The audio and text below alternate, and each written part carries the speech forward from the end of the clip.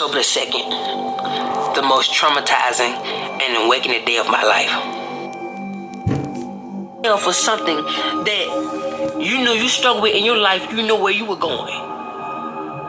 And so I'm just seeing people go, sit there, boo, boo. But I'm seeing the flame and it's just constantly burning everybody outside that haven't been judged yet. And I could hear some of the people talking to God. And I remember there was a woman, blonde hair.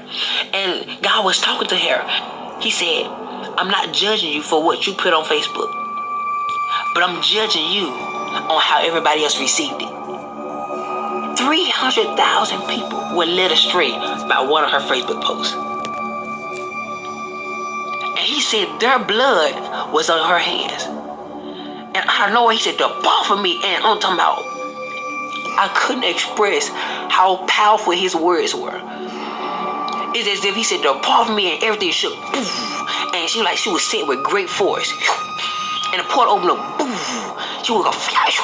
And it would close. And the scream was so late, it terrified me. People, adultery, fornication, so many different things that I could actually hear. And people in front of me were terrified because a lot of those people were struggling or went through the same situation and they never repented.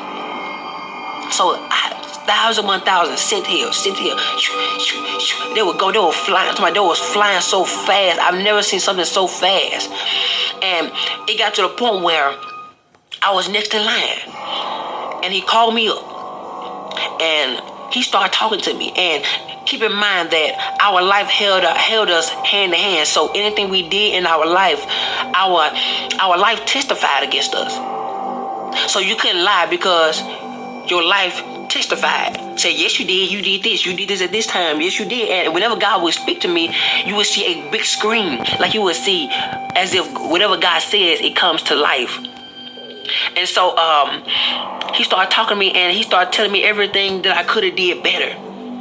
And at this point, I'm like, okay, God, I could have did this better. I did it. I did okay with it, but I could have did better.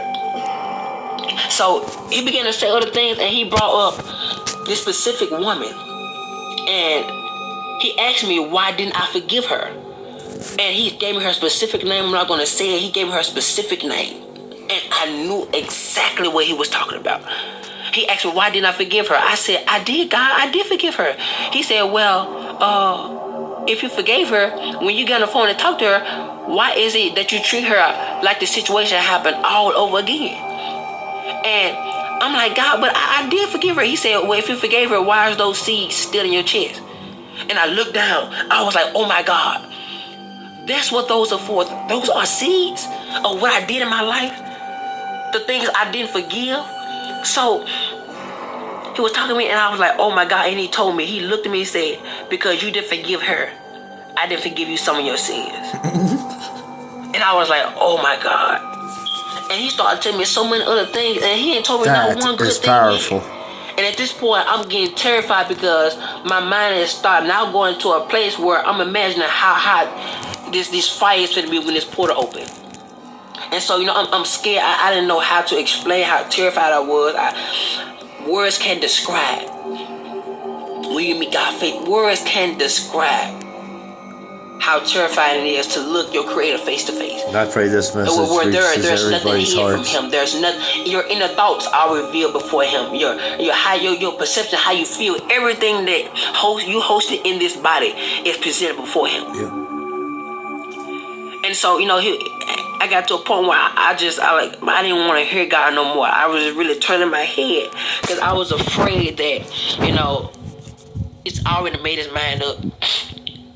I was so afraid. And so I turned my head, and he would just constantly tell me everything that I didn't do right or I should have did better. And at this point, I knew I was going to hell.